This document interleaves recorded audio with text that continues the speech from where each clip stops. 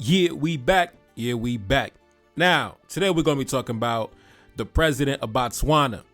Yeah, the president of Botswana, President Duma Boko. He had some good things to say about the captain in a recent clip, and that's what we're going to be talking about today. Now, when it comes to Botswana, a lot of people don't really know, but Botswana is actually one of the more prosperous countries on the continent, one of the more stable countries on the continent.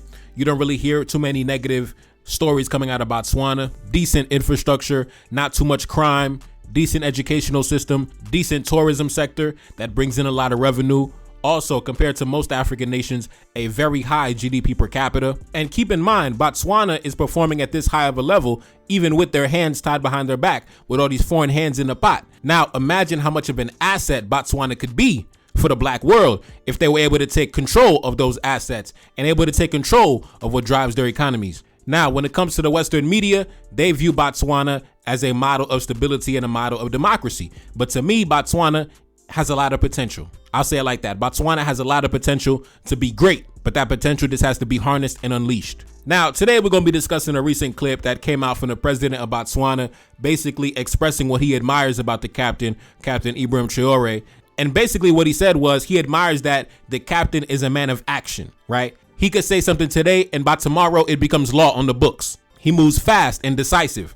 And he says that unfortunately, a lot of African leaders, they are working with their hands tied behind their back, right? When they come up with an idea, it has to go through 100 different processes. It has to be approved by this person and that person, and the stakeholders and the foreign investors had to be notified, and they got to come and sit down at the meeting, and they got to come with their objections, and they got, he basically says that, when they talk about democracy, a lot of African leaders are working with their hands tied behind their back, and he admires how the captain could simply wake up one day and by next week, he's already working on a new project. By next week, it's already a law on the books. Where meanwhile, typical African leader, it has to go through years and years and years of discussions before anything gets done. And even at the end of all those years, nothing might get done at all. So anyway, now before I jump into the clip, remember, yes, we are currently battling a dispute with YouTube right now. The channel is currently demonetized. We currently, battling it out. Hopefully it works out. But anyways, support the channel, support the Cash App in the description box. Now, anyway, I'm about to get into the clip and I'm gonna come back with my commentary. Let's go. Traore is doing them. Traore wakes up, dreams them up. Following morning, he makes a pronouncement.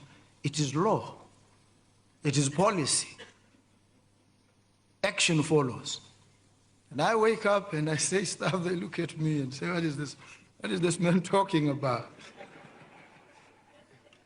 We need to take it through this stage and that stage and put it to tender, float the tender. It takes 2 years, then we evaluate, then there are complaints, and there's an interdict. We wait another 4 years. By that time, you have to go and account to the people, and they remove you. Those who came before me did not fail because they didn't have ideas. They did. Maybe even better ideas. They just didn't implement them. Why? Because perhaps they failed to appreciate that the structures that are in place are not properly suited to the attainment of quick action. So you need to subvert some of these rules and processes unapologetically. And I will do it.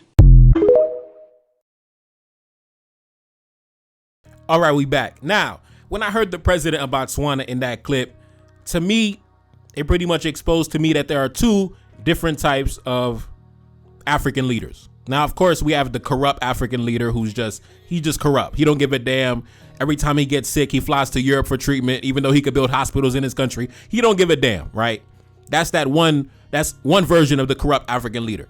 Then there's another African leader who he gets labeled as corrupt and incompetent, but he might actually have good intentions. He might actually have some ideas that he wants to bring to the table. But for whatever reason, due to the processes that he has to go through, none of his ideas ever get implemented and nothing ever gets done. And then we end up calling him incompetent. Oh, he didn't do nothing. He didn't, he's an incompetent leader. He's a sellout, this, that, and the third.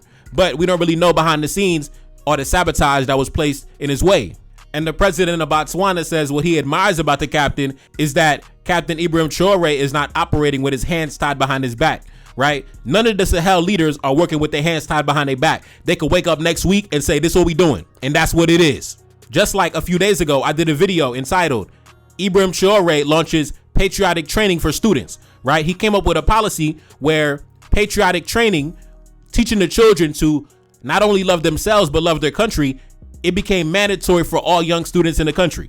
He just woke up last Tuesday and said, that's what we doing. That's the new policy. And that's what it is. It didn't have to go through years of deliberations. It didn't have to go through years of discussions and coming back and talking about it in another 3 years. No, he just woke up last Tuesday and put it on the books. He put the law on the books. We don't got to waste no time, right? And I think that's what the president of Botswana was talking about. He admires that. And I would say he probably envies that because he probably doesn't have the same freedoms and liberties to operate in the same way. He can't wake up next Tuesday and come up with an idea and say, listen, this is what we put inside the schools. He probably got to go through years of discussions, years of deliberations, years of assessments and reviews before anything gets done. And at the end, they might say, you know what, we're not going to do anything at all. We've decided to go in a different direction. So that's the reality that a lot of leaders do have to deal with. And I got to sympathize with them in that aspect. Right. So you kind of got to take some dictatorial measures in order to get things done in a fast pace. If you want to get things done fast, you kind of got to make some dictator type moves in order to get some action moving at a very fast pace. Because besides that, man, like I said, when they talk about these democratic governments, these democratically elected governments, they're talking about all of these processes that you have to go through to make any change, right? The government moves super slow. It takes years to get anything done. And that's how our adversaries like it. They like the fact that you got to go through all these hoops and you got to jump through the red tape to get anything done, to make any changes. They like that. They want that. They don't want you to be able to wake up next Tuesday and rearrange the entire chessboard to your favor. They don't want you to be able to have the power to do that, right? They're going to call you a dictator, right? But guess what? A dictator, what's the root word for dictator? Dictate. Listen, if the black man wants development and prosperity, the black man gonna have to start dictating. The black man gonna have to dictate and take action. The black man gonna have to start directing and commanding. But of course, for the best interest of our people and our adversaries, they don't like that. They don't want to see that. For example, let's take Niger, for example. When Niger took back the uranium mines from the French multinationals, if they were to go through the standard processes to get that done, they would have to, first off, they would have to make the draft, right? They would have to propose the idea. Then they'd have to send it to the legal advisors. Then they would have to send it to the economic advisors. Then it would have to be debated by the stakeholders and the foreign investors, who's probably going to block it and sabotage it. But let's say the stakeholders and the foreign investors didn't block it and sabotage it, which they will. Usually it's going to start right there. Usually it's going to end right there with the stakeholders and the foreign investors. But let's say it makes it past the foreign investors and the stakeholders. Then they're probably going to debate about it in the parliament. And then if it makes it past the parliament, then the French government is probably going to intervene on behalf of the multinationals. And then usually it's going to end right there. So if you're lucky and you make it past the foreign investors, and then you make it past the parliamentary debate, then you got to deal with the French government possibly intervening on behalf of the multinationals and trying to apply pressure directly to the government. And now keep in mind, after all this has been going down, it's probably been years that's already passed. It's probably been 2-3 years already after all these debates and discussions going down, and nothing has been done yet, right? Nothing, no action has been taken yet after years. And I think that's what the president of Botswana was talking about. You got to go through years and you got to jump through hoops. And at the end of the day, nothing might get done at all. Now, in the case of Niger, they didn't have to jump through all them hoops, right? President Chiani, he just woke up one day and said, you know what? The license is revoked. We taking back the license. And that was that. That was it. We don't got to do all this long talking and discussion. The contract is invalid, right? We evaluated the contract. We realized you've been engaging in financial criminality, and we taking back the license, big bro. The license is invalid. It's revoked. Now, we could take a look at, for example, when the captain took back those 2 gold mines from a UK mining company. Now, keep in mind, that was only 2 gold mines. And I think Burkina Faso has like 17 large-scale gold mines in total. But even just to take back those 2 gold mines, it would have to go through years and years of discussions before anything got done. First, you would have to draft the idea. Then it would have to go through a bunch of legal reviews and economic reviews and this advisor and that advisor, the international partners, the foreign investors. We have to send it to the parliament and the ministry. Then you might get hit with a lawsuit or maybe some arbitration, and that might end up killing more time. And by that time, it's already probably been 3, 4, 5 years already, and nothing has got done. And you still have not taken back the gold mine. And one thing the president of Botswana also said at the end, he said, then after all those years, you got to come back to your people. You got to come back to the population. You got to come back to your citizens, and you have to present your results. But if you don't have any results, they're going to say, bro, you're a terrible leader and we're going to vote you out. But they don't know behind the scenes, you might have been working hard to get them deals done, to get the job done. But they don't understand all the nonsense that you got to deal with, all the sabotage you had to deal with along the way. Now, I'm talking about the leader who has good intentions. Some leaders are just straight up corrupt and they don't have good intentions and they don't care. I'm talking about the leader that actually cares, but he's working with his hands tied behind his back. He's working with he has a lot of hands in the pot. You know, the foreign investors, the international partners, the elites, the local elites who benefit off the corruption. A lot of leaders, they working with a big mess they got to work with, and they got to, navigate through the mess. Some have good intentions, but unfortunately, they never get the job done because of the sabotage. And I think that's what the president of Botswana was talking about. And for those leaders, I empathize. I sympathize. Because I know the sabotage is probably crazy. Trust me, I'm already knowing. And I believe as black men, we have to stop following, the template that is set to us by the Western governments, the standard copy and paste democracy. I think we have to configure our governments in a way to where the stakeholders and the investors, yes, their ideas and their input is going to be considered, is going to be taken into consideration. But at the same time, we have to move fast. We cannot waste 2, 3, 4, 5, 6, 7 years on a basic project. We have to be able to come up with an idea and begin executing and working towards it at a very fast pace. Listen, we have no time to waste. So we have to move fast. We have to start working ASAP. We have to really streamline the process and speed it up, because that is a part of the reason why our nations are where they are at, because we are moving at a snail's pace. We are moving 2 miles per hour when we got to be moving 1,000 miles per hour. For example, just last week, we talked about the captain introducing that new patriotic training course for the young students. If he had to go through the standard processes to get that project off the ground, he would have to go, first of all, like I said, you have to draft the idea. Then you have to review the idea. Then, of course, the human rights groups might object from the idea. The Western NGOs might file a complaint and talk about, freedoms and liberties and the children and things like that, right? Then you got to go through months and maybe years of legal procedures. Then on top of that, the project might end up getting blocked altogether and abandoned. And after all those years of wasting time. But meanwhile, like I said, the captain woke up last Tuesday. He said, you know what? I have an idea. And guess what? It's on the books. It is now a law on the books. And I think we have to figure out that sweet spot, right? We don't want one man to have all the power in the country, but at the same time, we need to be able to move fast. We need to be able to get ideas done and projects off the ground very fast. Another example we could take a look up on the screen. Just last month, Mali closed down the office for Barrick Gold. Barrick Gold, the second largest gold mining company in the world, right? They've been locked in a dispute, in a tax dispute, and Barrick Gold, they don't want to pay up the money they owe, so their office was closed down last month, I should say. And take a look up on the screen. I think this article came out today. The Barrick CEO vows to defend their rights as Mali seeks more money. Now, if Mali went through the standard procedures to get this done, right, to put pressure on the company, they would have to go through so much international pressure and internal sabotage, right? First, they would have to draft the idea. Then the lawyers would have to review the contracts and revise the contracts. Then they'd have to negotiate with the multinational corporations. Then the international partners and the foreign investors would try to come and apply pressure. Foreign governments might try to intervene on behalf of the company. Then, of course, you got to send it around to multiple government departments for an internal review. And that's probably where the internal sabotage is going to come in. And then after you go through all these processes, it's probably been 3 to 5 years already and nothing has got done. And now everybody's pointing fingers at the leader and saying, look at this terrible leader. He didn't do nothing for the people. But they don't know what's been going on behind the scenes. But when you look at President Assimi Goïta, you realize he didn't waste all that time going through all them processes and deliberations and discussions, right? No, he woke up and said, you know what? We're going to review the contracts. We're going to identify the discrepancies in the contracts, right? Bet.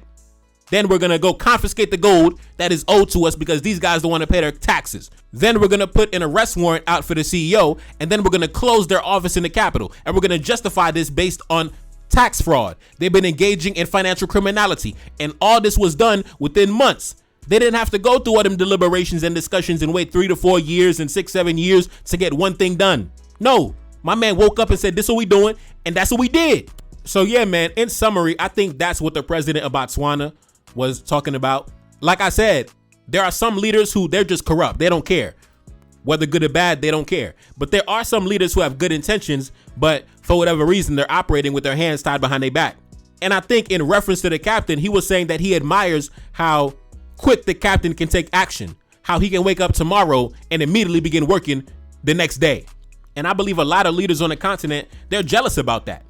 They wish they had the admiration of the captain. They wish they had the authority of the captain. But a lot of these guys, man, a lot of them are nothing but figureheads. A lot of these guys, man, they don't got no real authority. They don't got no real dominion. They don't got no real power for real. And that's why the adversary is always singing and dancing about democracy, because he wants our governments to move 2 miles per hour so he can continue sitting on top. Because if we start taking real decisive action at 1,000 miles per hour, it's going to get very turbulent for our adversaries. It's going to get very chaotic economically for our adversaries. So like I said, man, we have to find that sweet spot.